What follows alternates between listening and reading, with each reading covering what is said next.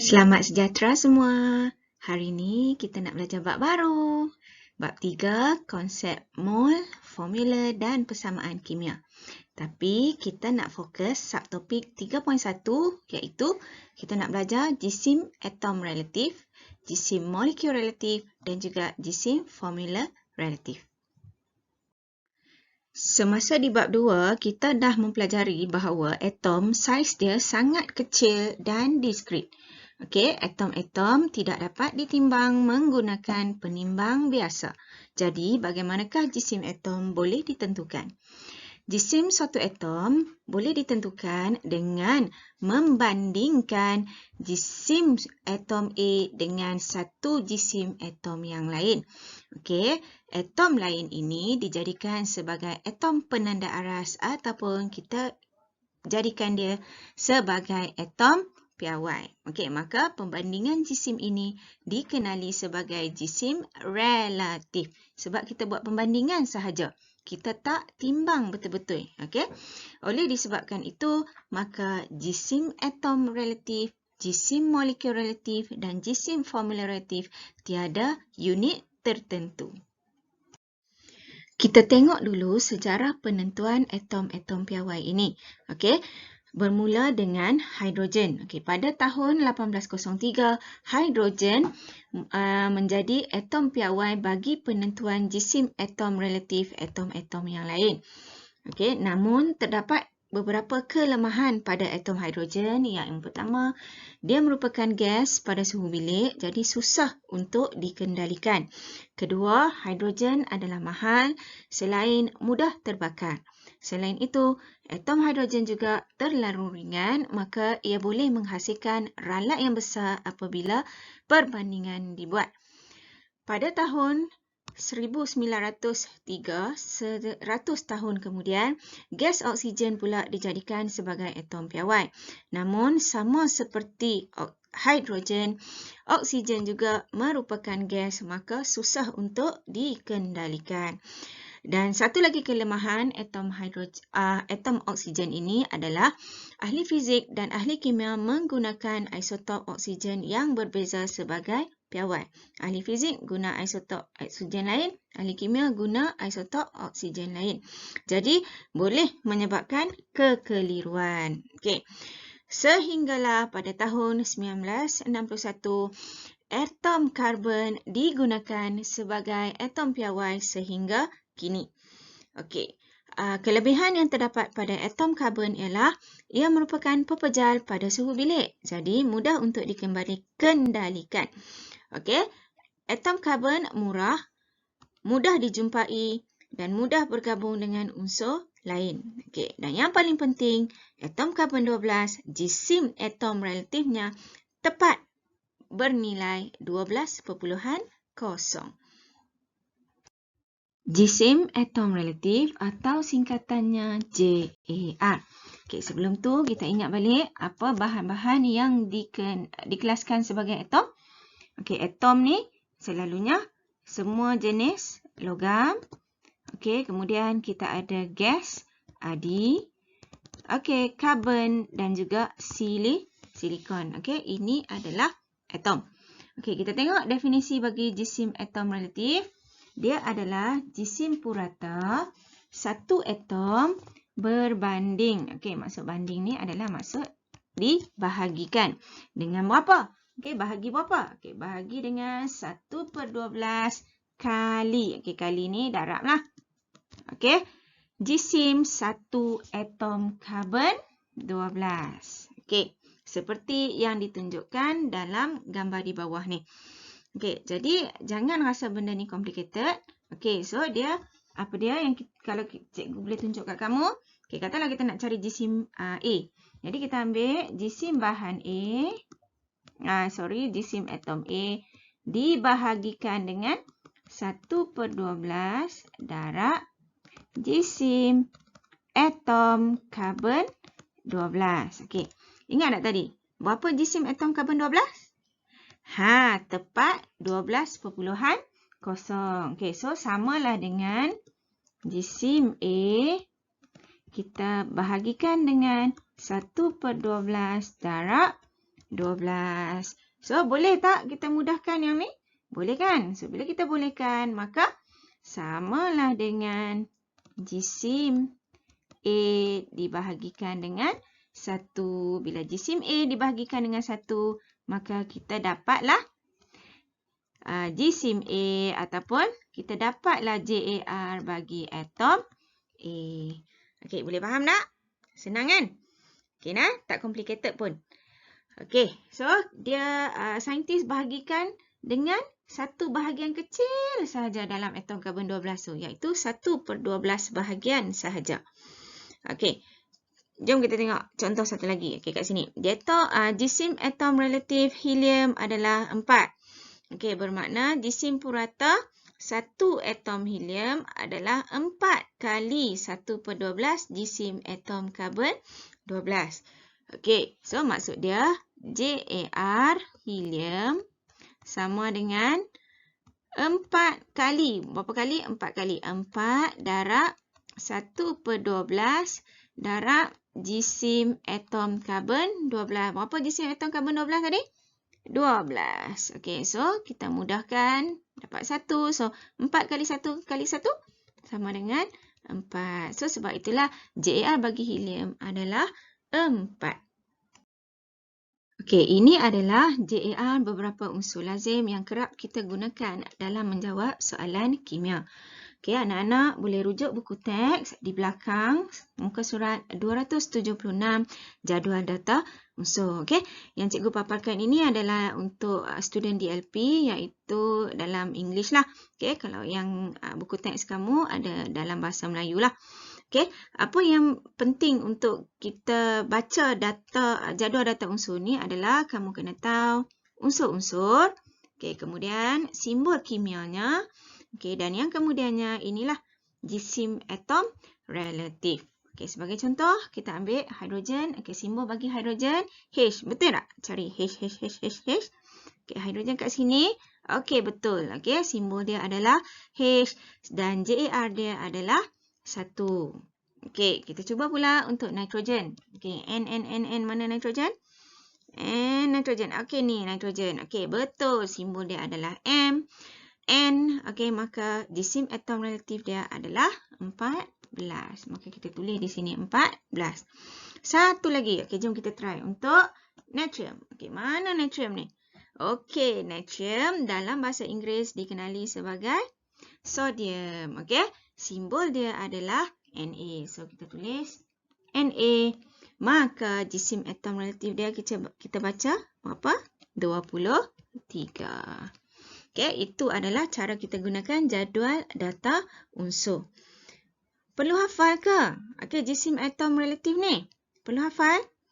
Tak perlu. Okey, kerana di dalam soalan ataupun di dalam periksa, okey, jadual data unsur ataupun data-data jisim atom relatif akan diberikan.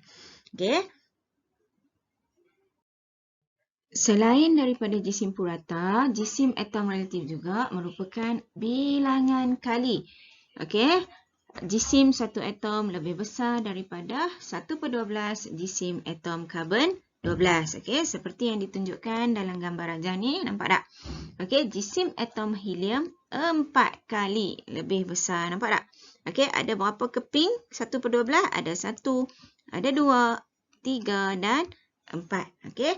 4 kali lebih besar daripada jisim atom karbon 1/12 jisim atom karbon 12. Jom kita tengok contoh-contoh soalan berkaitan dengan JAR. Okey, contoh 1. Satu atom hidrogen mempunyai jisim yang sama dengan 1/12 jisim atom karbon 12. Okey, kita keluarkan ayat matematik dulu. Okey, satu atom hidrogen, satu H. Okey, mempunyai jisim yang sama. Okey, sama dengan berapa? 1/12. Okey, darab jisim atom karbon 12. Berapa jisim atom karbon 12 tadi? Tepat 12.0. So, 1/12 darab 12. Okey, selesaikan. Maka kamu dapat 1. Maka JAR bagi atom hidrogen adalah 1. Okey, seterusnya jisim satu atom oksigen adalah 16 kali lebih berat. Okey, so satu oksigen sama dengan 16 kali lebih berat daripada berapa? Daripada 1/12 darab jisim atom karbon 12. Jisim atom karbon 12. Samalah dengan 16 darab 1/12. Berapa jisim atom karbon 12 tadi? 12. Mudahkan. Maka kamu dapat 16. Maka JR bagi atom oksigen adalah 16. Contoh kedua. Atom U 12 kali lebih berat daripada atom neon. Apakah JAR bagi U sekiranya JAR bagi neon adalah 4? Untuk soalan yang melibatkan bilangan kali ni, kamu boleh pakai rumus ini. Bilangan kali sama dengan JAR atom A bahagi dengan JAR atom B. Dan JAR atom A ni selalunya nilai yang lebih besar. So boleh pakai rumus ini. Jadi untuk jawab soalan ni, kita tulis bilangan kali. Sama dengan JAR U. Ni sebab lagi besar kan. Bahagi dengan JAR neon. So, berapa bilangan kali tadi? 12. So, 12. JARU kita nak cari. Bahagi dengan JAR bagi neon berapa? 4. So dapat tak JARU? Dapat. Jadi, JARU sama dengan 4 darab 12. Maka JAR bagi U adalah 48. So, kalau kita cek betul tak? 48 bahagi dengan 4. Jawapan dia berapa? 12. So 12 kali. Seterusnya contoh 3. Hitung bilangan atom pula. Dia nak bilangan atom pula. Lithium yang mempunyai jisim yang sama seperti 2 atom nitrogen. Untuk yang ni kita cuba keluarkan ayat matematik. Bilangan atom ni katalah kita jadikan dia sebagai Y yang kita nak cari. So Y darab lithium samalah dengan 2 nitrogen. 2 darab atom nitrogen. Kemudian kita gantikan JAR bagi atom-atom ini. Nampak tak? Macam cikgu kata, JAR diberi dalam soalan. So Y darab berapa lithium? 7. Sama dengan 2 nitrogen berapa? 14. Jadi kamu akan dapat 7Y sama dengan 28. Y sama dengan 28 bahagi 7 sama dengan 4. Jadi 4 atom lithium. Cek balik. Betul tak? 4 darab 7 sama dengan 2 darab 14. Betul tak? Dua-dua ni dapat 28. Betul. Seterusnya kita tengok jisim molekul relatif. Atau singkatannya JMR. Sama macam tadi. JMR adalah jisim purata. Tapi jisim purata bagi molekul. Kalau tadi jisim purata bagi atom. So JMR adalah jisim purata bagi molekul. Dibahagikan dengan 1/12 juga jisim atom karbon 12. Seperti yang ditunjukkan di bawah ini. Tak ada apa. So bila kita ganti jisim 1 atom karbon 12 ni, tetap nilainya 1. So kita tengok pula apa bahan-bahan, macam mana kita nak kena pasti molekul. Molekul ni selalunya terdiri daripada atom bukan logam bergabung dengan atom bukan logam. Jadi sebab tu kita guna istilah molekul. Atom untuk atom, molekul untuk molekul. Masih sama, saintis tetap bandingkan dengan 1/12 bahagian saja daripada jisim atom karbon 12. Sebagai contoh, kita ada satu molekul air, nampak tak? Satu molekul air bersamaan dengan 18 unit. Okey, jisim 1/12 jisim atom karbon 12. Okey, so kalau kita tengok kat sini, nampak tak? Okey, JMR bagi hidrogen. Okey, nampak hidrogen. Formula bagi air adalah H2O. So, ada 2 atom hidrogen dan ada 1 atom oksigen. Okey, so atom hidrogen, nampak tak? Okey, ini ada 2. Ini atom oksigen. Okey, okey, nampak tak? JR bagi atom oksigen ada 16. Nampak tak? Ada 16 kali. 1, 2, 3, 4 kali 4 ada 16. Manakala hidrogen 1 kali 2, 2. Okey, jadi bila kita jumlahkan 16 campur 2 dapatlah 18. So, bersamaanlah dengan 18 unit. Okey, inilah yang selalu ditanya dalam peperiksaan nanti. Okey, bagaimanakah mengira JMR bagi beberapa molekul? Okey, JMR bagi sesuatu molekul, okey, boleh dikira dengan menjumlahkan. Okey, jisim atom relatif bagi semua atom yang membentuk molekul tersebut. Okey, sebagai contoh, kita tengok. Okey, karbon dioksida. Okey, karbon dioksida terbina daripada satu atom karbon, ada 1, 2 atom oksigen. Okey, atom oksigen ada 2. Okey, jadi kita kena jumlahkan. Okey, kita kena jumlahkan JAR bagi atom-atom yang membina karbon dioksida. Okey, so maka kita keluarkanlah.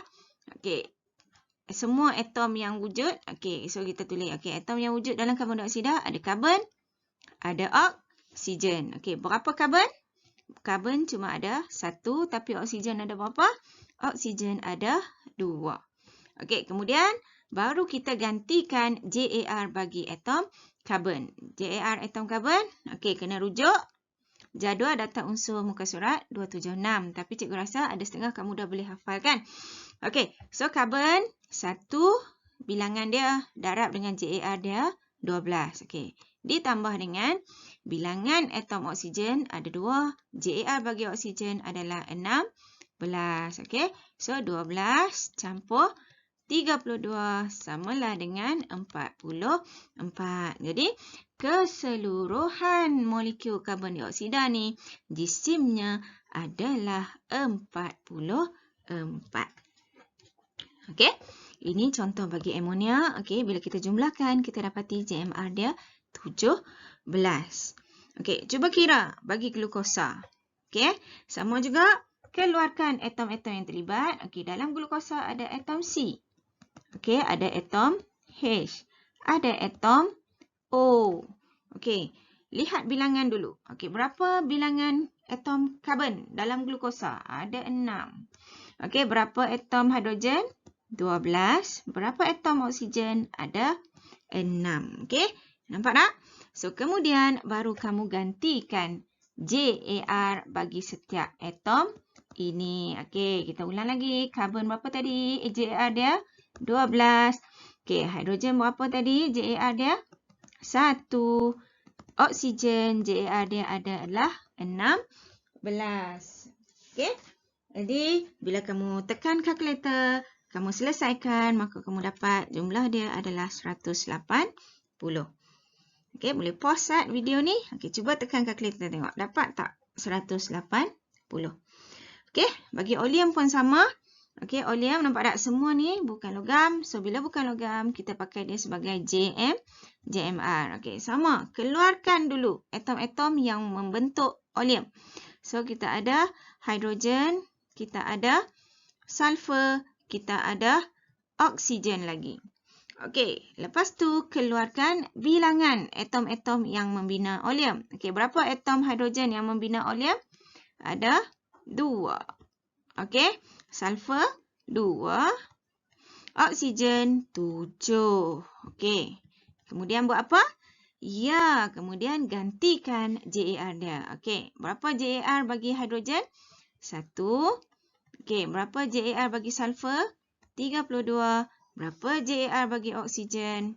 16. Okey, tekan kalkulator. maka kamu akan dapat jisim molekul relatif bagi satu molekul oleum ialah 178.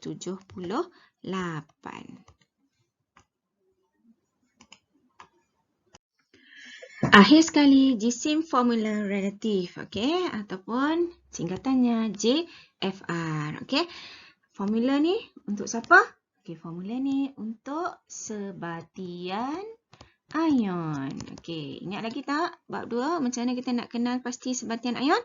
Okey, sebatian ion ni selalunya terbentuk apabila atom logam bergabung dengan atom-atom bukan logam. Okey, maka wujudlah sebatian ion.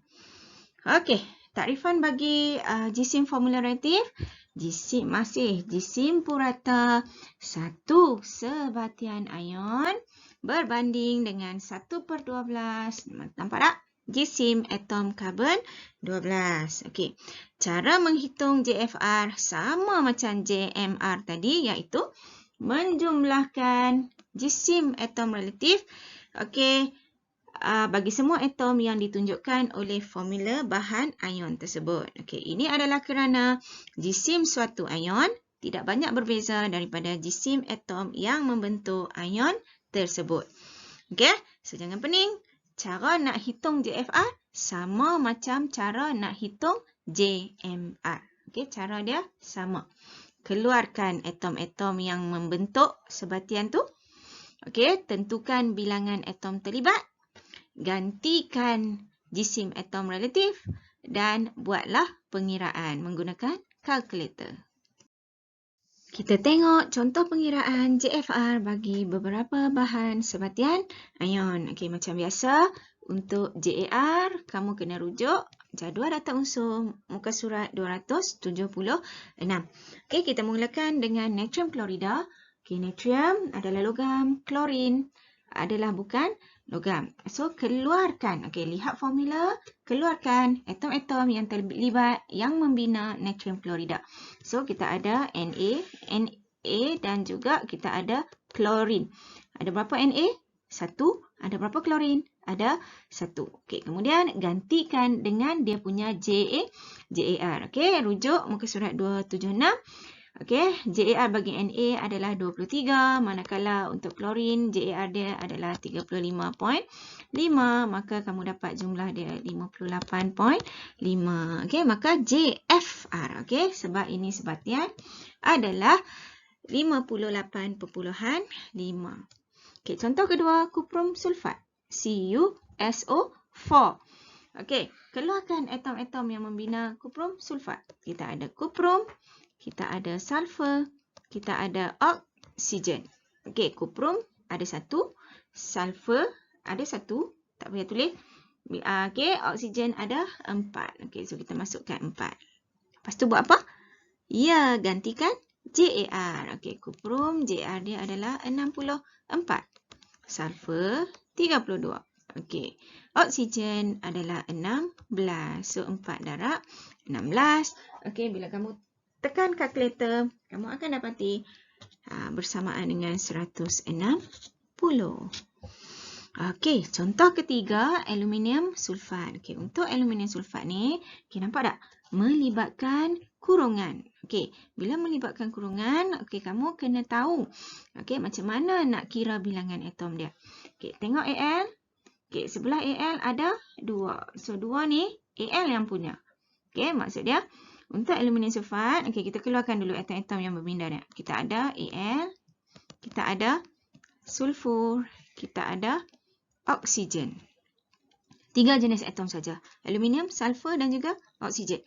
Okey, bilangan Al. Okey, bilangan Al, tengok sebelah Al ada nombor 2. Okey, so bilangan bagi Al adalah 2. Okey, sulfur. S dengan O berada dalam kurungan. Okey, so bila dalam kurungan, okey, bermaksud sulfat ni ada sebanyak 3 molekul. Maksudnya dalam aluminium sulfat, SO4 ni ada sebanyak 3 molekul. Nampak tak?